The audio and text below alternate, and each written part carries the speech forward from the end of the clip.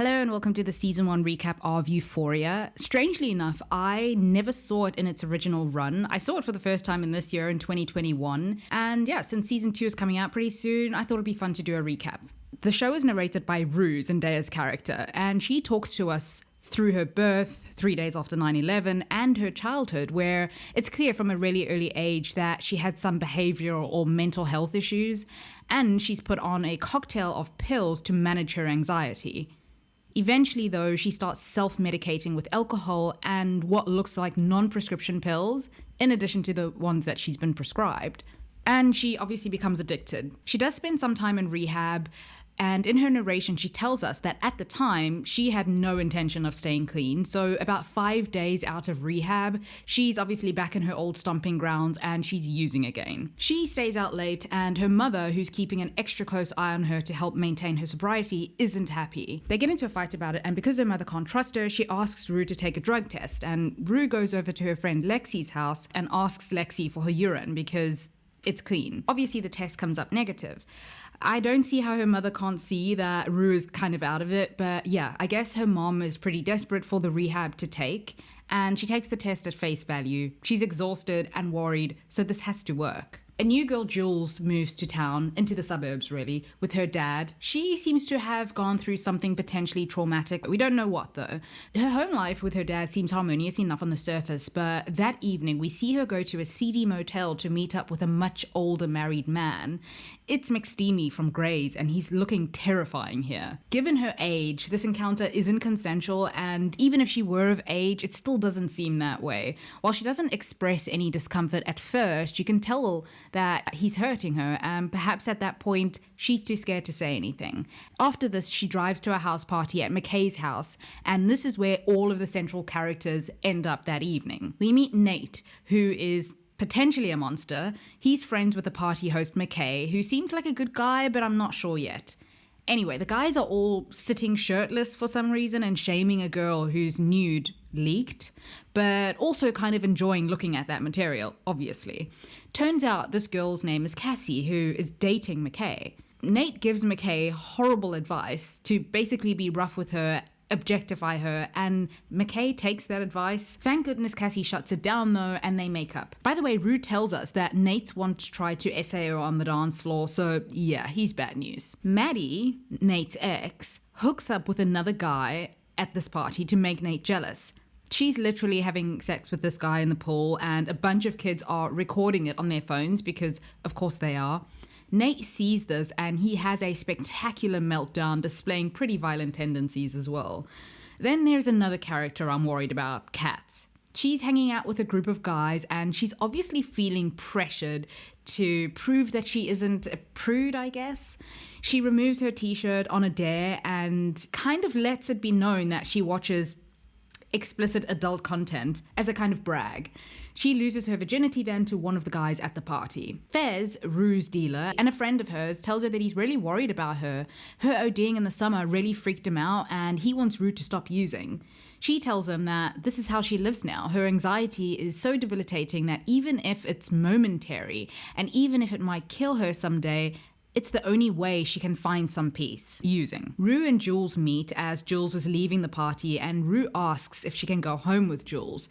You see, earlier Nate was trying to bully and humiliate Jules in front of everyone because he was in a rage, and Jules stood up to him and actually got him to back down, which is something that I'm guessing that he's not used to. Rue finds this pretty cool, and she goes home with Jules, dresses her wound, they lay in bed together, and Rue asks Jules if she wants to use. And I'm thinking, ugh, Rue, please don't rope Jules into this. She seems to have enough on her plate. Oh no. Then at the end of the episode, we see that the man who Jules met up with at the seedy motel is Nate's dad. In episode 2, we see a memory of Nate, who, as an 11-year-old, finds his father's adult content that his father had recorded. It's violent and very likely traumatizing to a young Nate.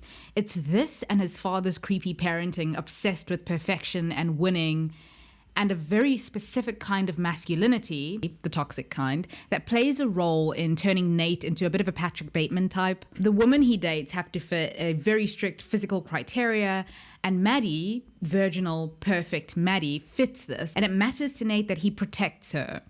Rue goes to an AA meeting. She's meant to have been going all along, but she hasn't been. She manages to get the guy to sign for the times that she hasn't been, so the charade with her mother continues. We see back in the day when her dad got sick, she took care of him when her mother had to work, and that's when she started to dabble in her dad's pain medication as well. Kat, meanwhile, has someone ask her if a sex tape is of her and the guy from the party. She absolutely denies it and manages to squash the rumor, and she's pretty smart here. I was impressed that she knew that it was a crime, even if everyone was involved is underage. She never outwardly displays any shame either. She just doesn't want this out, and she goes to great lengths to have the video deleted and the rumor stopped. Things between McKay and Cassie are tense. He wants to talk, college has been stressing him out. She's getting sexual with him, and in the moments it's not what he wants. You can tell that his idea of her, based on the sex tapes that he saw, are conflicting now. He seems to love her, but he's a bit uncomfortable with some of her sexual expression, and he kind of makes her feel bad about it. Later, he has the gall to tell her to send him nudes, and you can see that it makes her feel uncomfortable, but she does it eventually. Rue is over at Fez's house when one of his gangster customers or something comes over and threatens Rue into trying a stronger painkiller, like the most dangerous one that you can get. Nate, meanwhile, breaks into Tyler's house, the guy who Maddie hooked up with at the party. Maddie made up a story that she blacked out when she was having sex with Tyler. She didn't want to admit that she was the one who initiated and that she was fine. And because Nate has the savior complex thing, he beats Tyler up pretty badly. He takes a leisurely shower as well as Tyler's bleeding out on the floor.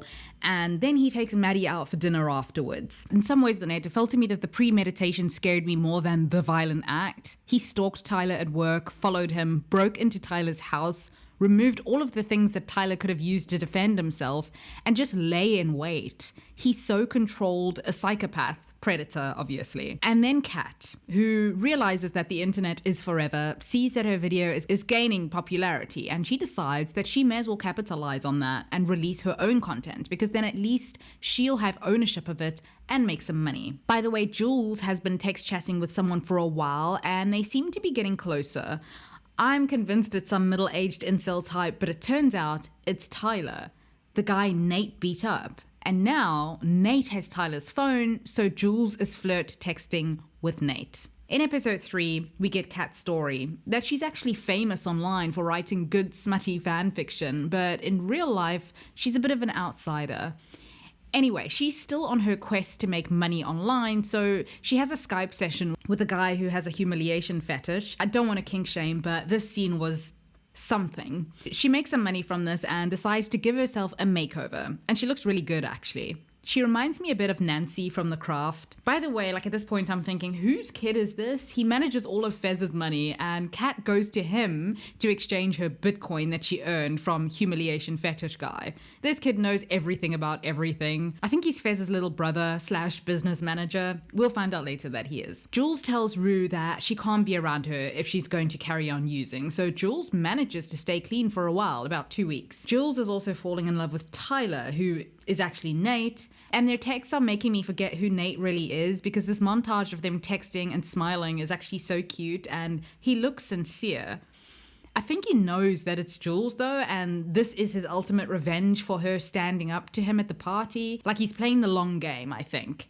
Still, he smiles a lot at her text, and he's alone a lot of these moments, so it's not a performance. I don't know. What are you up to, Nate? He also does seem to be back together with Maddie too, who is, by the way, growing increasingly suspicious of the texts that keep Nate's phone buzzing constantly. She eventually snoops on his phone one night behind his back, and she finds a bunch of photos, which makes her think that he might be gay. There are a ton of photos of men's private parts, obviously. So Rue agrees to take tasteful nudes of Jules for Tyler. And it's kind of sweet torture for Rue, who is obviously besotted with Jules at this point, but she also wants to be a friend. Rue isn't leery or creepy about it or anything. I feel like more the idea that Jules is doing it for him that's kind of difficult for her, but she is supportive and she helps Jules. And then, oh no, she finds pill bottles at Jules's house. She's been sober for 2 weeks at this point, but she takes a couple of pills. She then goes to her NA meeting, and I don't know, she looks a little bit out of it to me. After the meeting, a guy named Ali, who is in NA as well, talks to her about the effects that her OD had on her younger sister. Her 13-year-old sister Gia was the one who found her, by the way. Ali calls Rue out for lying. He tells her to let him know when she's ready to talk. It's such a relief that somebody saw this. Cassie, meanwhile, goes to a frat party where McKay is going through some kind of initiation. I'm thinking this isn't going to end well, but they end up having kind of a nice time and there's no drama. But Cassie, please take your mom's advice and don't get pregnant. As for Rue, it looks like her sobriety might hinge on how things are between her and Jules, which is really stressing me out, but I can imagine she has a lot of triggers, including just boredom. Rue doesn't want Jules meeting up with Tyler, who wants to meet in some deserted place. It's obviously dangerous, but Jules doesn't want to hear it and she storms off. Thankfully later, they make up.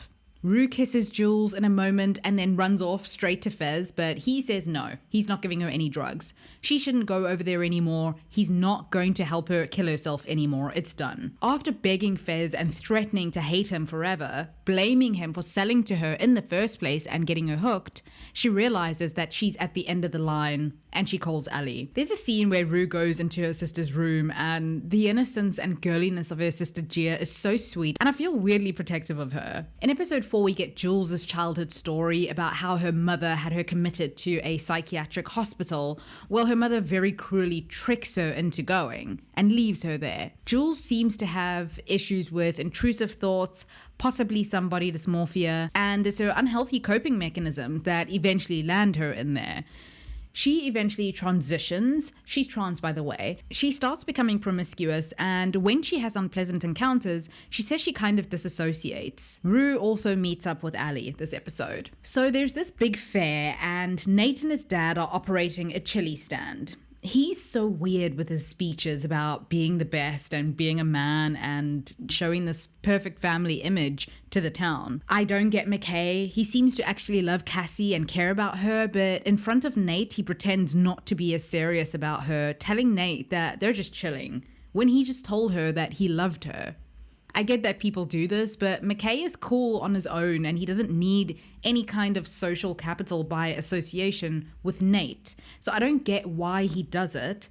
Plus, he's in uni. Who cares what a high schooler thinks? I guess you can't expect maturity to magically happen in the crossover from high school to uni though, and McKay's especially kind of lacking in the maturity department, which is a pity. Anyway, Rue tells Jules that the motel guy is Nate's dad. Oh, these girls are in big trouble. This storyline makes my stomach hurt. Like, I can't. Maddie then confronts Nate about the photos on his phone, and he gets emotional and swears her to secrecy. He says he's got a lot going on, he's confused, he doesn't know what to do. And then, oh no. Cassie, who is high, has a private moment self-pleasuring on one of the rides, and she doesn't realize that everyone is watching, as if she doesn't already have issues with people over-sexualizing her and judging her. Poor Cassie. And there were also literal adults just standing around not trying to help her.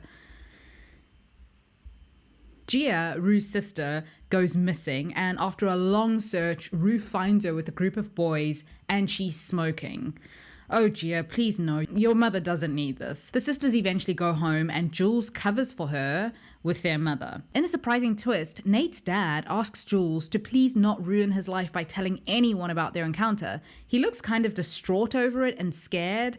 I was expecting threats to ruin her life, but no. Maddie gets home and she sees bruises on her neck where Tyler strangled her after she confronted him about the private part photos. And Cassie is emotional, a mixture of the drugs and humiliation. To make matters worse, there's such a heartbreaking moment between her and McKay where he basically shames her for her reputation. He often uses it as a weapon. He's so disappointing.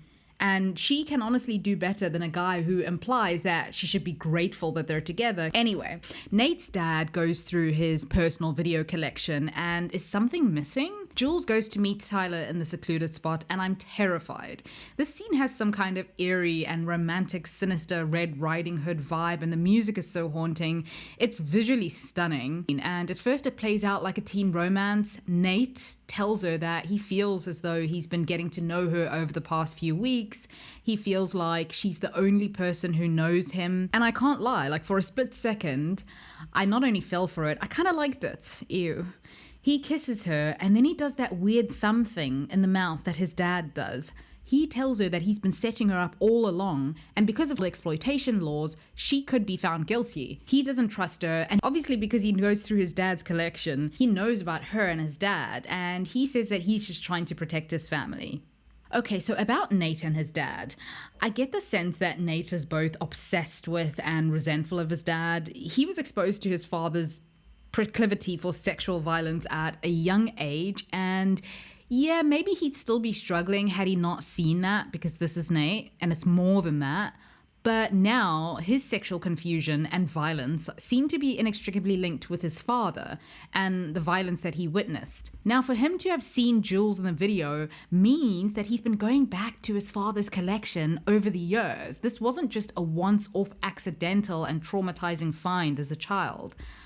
I mean, it's one thing for a kid to steal their dad's Playboys, that's bad enough, but the fact that his father is the subject of the videos is deeply disturbing, and I wonder what it is that keeps him going back to look at it. Is it morbid curiosity? Is it some kind of weird obsession? And while he was incredibly vile and violent towards Jules, is he also kind of drawn to her? I guess we're gonna see. I don't know. So Jules goes over to Rue's house after the Nate incident and tells Rue that everything was a big letdown. Understatement. And she and Rue become closer. In episode 5, Rue and Jules are together, and for Rue, Jules is comparable to the high that she experiences when she's on drugs, which on the one hand, it's good for her to realize that she can be happy without them, but Ali reminds her that nothing in high school lasts forever and asks how she'll cope when this inevitably ends and things change. Rue admits to her NA group then that she's been lying all along about being sober, but since being with Jules, she's happy, and she's been clean for 13 days. Although I'm worried about her possible Jules dependence. Given her dire situation right now, maybe it doesn't matter how she gets sober, but just that she is sober. It's a start. I'm proud of this fictional character. When Lexi points out to Jules that Rue's sobriety is all because of her, Jules panics a little bit, and I can't blame her. Nate's dad then gets called to the school. Maddie still has that bruising on her neck, remember, and she passes out at school due to dehydration and exhaustion, and the paramedics are brought in. That's how the bruises are seen. And I know that a lot of school staff are mandatory reporters, so if they see something like this, they have to report it. So the principal, this long-suffering but genuinely concerned man, calls Maddie in because he is mandated to report any potential abuse. Her parents are brought in, and her mother wants to press charges against Nate. Then Nate's dad goes in to talk with him, tells him to stay composed, he can't get angry. His dad isn't angry either. I mean, how could he be? This is what you wrought, Mr. Jacobs. Well, no. Nate's actions are his own, but you know what I mean. Is Rue wearing a Phoebe Bridgers t-shirt in the scene? Obviously, I had to acknowledge that. Okay, so the scene with Maddie at the police station is horrifying. They're trying to get evidence of assault, but in the process, they're really rough with her and literally handcuff her, hold her down against her will, and cut her clothes off to take photos. I know that for a lot of victims of abuse, the fear of having to deal with this after the actual encounter itself, dealing with the invasiveness of the process, is really traumatic. And my heart broke for Maddie here, because while I was very much for her mother pressing charges against Nate, the cops really mishandled this. Cassie and McKay talk, and he apologizes to her, and he tells her that he's proud to have her as his girlfriend. Ugh. Kat hooks up with a guy who I probably would have been into when I was 19. She seems to be testing the limits of her power and her control over men, who she in general finds rather pathetic. But since she's a minor, I don't know, how much control does she really have? Nate's dad calls a hookup, but it seems like he's not in the mood to do anything but talk. I'm hoping the father and son talk at one point. I know that Nate's dad thinks it's too late for Nate, but surely he wouldn't want his son living this life. And if there's just even a slight chance for Nate, it would be worth it. He's concerned about hiding who he is and the effect that it has on Nate. He feels like he's poisoned everything. He sees the rage in his sons. Sex workers often talk about men who just want to talk, and I weirdly feel bad for Nate's dad here because this guy that he's with could not be bothered in the least to listen, which I mean, he's being paid for his time, so I don't get it. Also, Nate's dad is driving out of the car park of the motel, and Nate is driving in, meeting Maddie there. It looks like they might have recognized each other's cars, I'm not sure. At the end of the episode, we see Jules and Rue in bed. Earlier, Jules actually wanted to go home alone, but Rue asked to come home with her, and Jules didn't have the heart to say no. As she's laying in bed, the realization sinks in that, yeah, things with Rue are really serious, and maybe she's not really ready. So in episode 6, we see that McKay's father is an intense sports version of a stage parent who works him like an elite athlete from childhood. McKay is also extremely talented. In uni though, he's a small fish in a big pond, and he realizes that he'll never go pro. He also becomes distracted by Cassie, not her fault, he just is. I really don't like his weird purity thing that he has going on. He polices her clothes, he's very uncomfortable with her past, the fact that she might be exploring sexually. I just don't need this moralizing. He likes his version of her. He even makes her change into a Halloween costume that he approves of. That being said, this guy she's having a flirtationship with at this party is also just a bunch of red flags, and I don't trust him. It's kind of like out of the frying pan and into the fire with Cassie. So it's Halloween, and Jules is dressed as Juliet from one of my favorite movies. Oh my goodness, I can't with this show. Rue and Jules go to the party, and Jules starts drinking. Rue senses that something is off because Jules is distant. Jules gently lets go of Rue's hand. She kind of avoids kisses. It's noticeable. Nate, meanwhile, has been temporarily expelled. He spends his time kind of stalking Jules and spending time with Maddie. By the way, he prints out the nude photos of Jules, so he's not done with her. Oh no, Gia. She's at the party too, and she's up to no good with that no good boy. And Rue threatens him. If he tries anything with her, she'll send her rehab friends over to his house. Kat has been getting friendly with a classmate, Ethan, and he seems like a perfectly nice guy. He wants to spend time with her, but she doesn't seem to understand or believe that he'd want to do that without expecting something sexual in return. It's a defense mechanism, a way to preempt the disappointment she thinks she's going to have to feel inevitably when he does that. But she's kind of maybe throwing away a chance at a genuine friendship or more. I should add here that obviously the show is kind of trying to tell us that they're a good match and he likes her for who she is, but these quote nice guys don't deserve a chance just because they're nice and they're there. She's well within her right to not be with him. Anyway, eventually they hook up and she has a nice time, but stuff happens and they get separated, basically. Oh no. At one point, a bunch of frat boys barged into McKay's dorm room and he and Cassie are about to get busy. And the guys simulate an assault on McKay. It's really scary, and I wasn't sure whether they were pretending or really hurting him. Either way, though, it's weird, it's inappropriate, and it's really scary. And Cassie is understandably terrified afterwards. And McKay, who is actually really shaken up and upset by it, pretends like nothing happened. I'm guessing in some way to reclaim control. He hurts Cassie. I feel like I need McKay to go through his whatever, but just leave Cassie out of it. Then McKay gets to a party that Cassie's at, and she's in a bedroom with the creepy guy Daniel. There's a part of me that wants McKay to just find them so that their doomed relationship can be over. Because my expectations are so low for this guy, I'm honestly just grateful that he doesn't hurt her. He's pretty rotten though. He tells her that all any guy would want from her is sex and she's not interesting. So yeah, he does hurt her actually. Nate then tells Jules that he needs her to do something. He's blackmailing her. Ugh, my poor darling Rue is having a moment in the bathroom, and I'm a bit relieved that this is happening now so that we can adjust emotionally to the idea that there are going to be ups and downs. I don't know what Nate is up to, skulking around in the dark, but it can't be good. He goes over to Tyler's house. Oh no. He wants Tyler to report himself as the one who strangled Maddie. Maddie corroborates this lie. Maddie, I was rooting for you. Why? The cops can tell though that something is kind of fishy, but there is a witness, Jules, who's giving a false statement. My God, Nate thought of everything. McKay tells his dad that he can't keep up with uni football. His father thinks he's just imagining it though. Then Nate walks into the party, cleared of all the charges. He's king of the high school again. In episode 7, oh poor Cassie. We get her story about her parents, their divorce, how her father got into an accident and eventually became an addict, and she never heard from him again. How she started doing things to please guys physically, even though she wasn't always completely into it. And then, oh no, I knew it. She's in tears, sitting on the toilet, pregnancy test in hand. Rue, meanwhile, is binging reality TV in bed, and she might have a depressive episode coming on. She smells a rat though. She thinks that Jules, being off school the whole week, has something to do with Nate, that she helped him, and she wants to figure this out. Tyler has been booked for assault.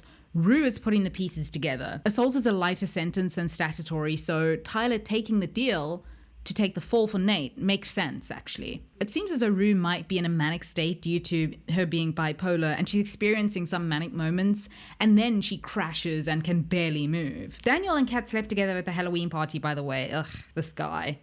Kat tells him that they actually dated for 5 months in grade 6, but this doesn't matter to him. He doesn't even remember her. Kat is left there feeling kind of empty and sad. Oh, Kat. Nate's dad tells him he doesn't think he deserved to get out of the situation, and hopefully whatever he did didn't teach him the wrong lesson. As in, you can't just blackmail a bunch of people into lying to get out of paying for your crimes, Nate. I feel like if the dad, who is really scary, is genuinely worried about Nate, then yeah, it's bad. The dad keeps a tight lock on his skeletons because the town still kind of respects him as a family man. But Nate, though, he's kind of messy. Even though Tyler took the fall, doubts are still swirling about Nate. People know that he's kind of violent and scary, and it looks like his behavior might be escalating. Jules texts Rue and says that she's had the flu all week. Lies. Rue asks Fez to use one of his guns to scare Nate. She tells him that she wants revenge. I know that mania is really serious and it can spiral out of control, but Rue being this determined to solve the case is kind of fun, and she's energetic. I know that she's unwell though. She's also still clean at this point. While she's at Fez's house and she's left alone, she sees pills and hallucinates them talking to her. She actually walks out of the room away from the drugs. Well done, Rue. She's really struggling though as she starts to sink deeper into her depression. Jules is visiting an old friend and she says something interesting at one point, that she feels her relationship with men is complex. She feels as though if she conquers men, she's conquered femininity. So Jules is straight passing and really attractive, but I guess she means that if a straight cis male were into her regardless of the fact that she's trans, then that's validating to her. I don't know, I'm just speculating about what she means here, but we've seen that a lot of the men that Jules hooks up with aren't the kind of men who would really openly date a trans woman and just, acknowledge them as women. Cassie tells McKay that she's pregnant. I'm with him on this. They have a lot going on. They're young. He's freaking out about what his parents would say.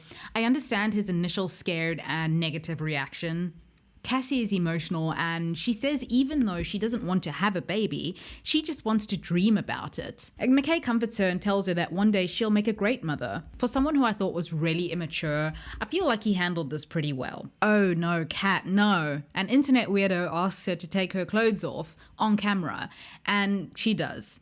She still has this mask on though. This is going to come back to bite her. So I'm all for her sexual exploration, and I know that she's going to have to make some mistakes and learn some uncomfortable lessons, but watching her is pretty painful sometimes. And then, oh snap, Nate goes to the corner store and Fez tells him to leave Jules and Rue alone, and he threatens to kill Nate if he doesn't. Nate calls his bluff. Not only that, he calls the police saying he'd like to report a crime, and we see them knocking on Fez's door as Fez is trying to get rid of probably $1 million worth of drugs. Jules is in a club and I guess she's hallucinating that Nate is there.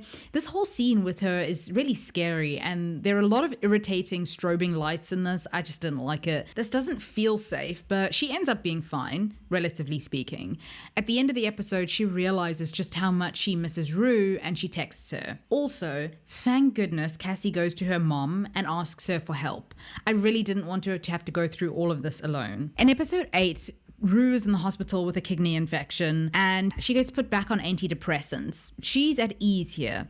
Then Jules comes to visit her. Rue tells Jules that this is how it is and how it's been her whole life. She didn't fall into a depressive episode because of Jules. Anyway, they kind of make up and they're happy now. Renewed after their little bump in the road. I'm a bit worried, anticipatory worry, but let's just try to make the best of this and enjoy it. I told myself. By the way, the fact that Fez takes care of his gran, who appears to be in a vegetative state. Oh, Fez, he's the best person on this whole show, apart from the dealing. So the group is at a dance and Jules gets a text from the girl that she hooked up with. Rue notices. We just couldn't have one episode worth of happiness. Anyway, Jules goes to the bathroom and takes a selfie for the girl. Nate has another date to the dance and we see a memory of him and Maddie. He's struggling to perform, basically. He says that he has a lot on his mind and he almost loses his temper. To her credit, Maddie tells him that it's not a big deal if he's into guys as well. Sexuality exists on a spectrum and nobody is really 100% straight. He's not happy about this though. She then finds a CD in his room and she takes it. The father sees her as she's leaving. He tries to convince her to let Nate go. She's not going to, obviously. Then Rue finds Jules in the bathroom and there's this heartbreakingly adorable moment between them where Jules asks Rue why she doesn't kiss her, like really kiss her. And Rue gets shy and hesitant. Now, Jules is pretty sexual and passionate, and she likes to express that. Rue is inexperienced and shy and romantic. She expresses herself a little differently. Anyway, they kiss and they're physically close, but it's more sweet and romantic, which I wonder if Jules is just not used to. And obviously, since Jules' passionate hookup with the girl at the club, she's comparing that experience to her one with Rue now. Evan is so adorable, standing on his own at the dance. Eventually, he goes to Kat and they talk. She tells him that she was jealous when she saw him flirting with another girl at the fair. He wasn't flirting, by the way. She just misinterpreted that. She apologizes and he tells her that he's liked her since the moment he sat next to her and they kiss. Cassie, her mom, and her sister are all at the clinic. Rue tells Nate to stay away from Jules and Fez. She can ruin his life and his father's. Nate, as usual, is confident and calls her bluff. I really want him to get his just desserts, but oh man, this guy is so miserable on the inside that until he really pays, it's kind of enough to know that he's constantly suffering. I don't care that he's angry and confused about his sexuality, he's so vile. After a bad football game, when he loses control, he gets into it with his dad, and then he descends into the most monumental rage. Maddie, meanwhile, has seen what's on the CD. Jules tells Rue that she's in love with both her and Anna, the girl from the club. Jules falls in love so quickly, oh my goodness. Fez, what are you doing? He's holding another supplier at gunpoint. He wants money. I really don't like the storyline. The man's kid sees Fez robbing his dad. And then ew, that unholy toxic union that is Maddie and Nate slow dance together. It's sad that she's about the only person that he can be himself with, I think. I'm guessing he's not a psychopath because he does seem to genuinely care for her. I don't know though. Jules and Rue decide to run away together. Rue comes to her senses at the last minute though and decides that she's not going to get on the bus. She was worried about her mom and her sister Gia. She hasn't brought her meds with her either. Jules is flighty though, telling her that they'll figure it out. I kind of feel like Rue needs to be on her own, for now anyway. I don't think she and Jules are quite ready for whatever this is. At the end of the episode, Rue relapses. In episode 9, we get the sequence of Rue and Jules living happily ever after. In this dream, happy as it is though, Rue is still using. We're transported back to the present, and she's relapsed, obviously, but she's in denial about it. She's having pancakes with Ali, and she's trying to convince him that she knows what she's doing. She's got it figured out. He sees through her, though, because many addicts, when they relapse, don't immediately hit rock bottom, obviously.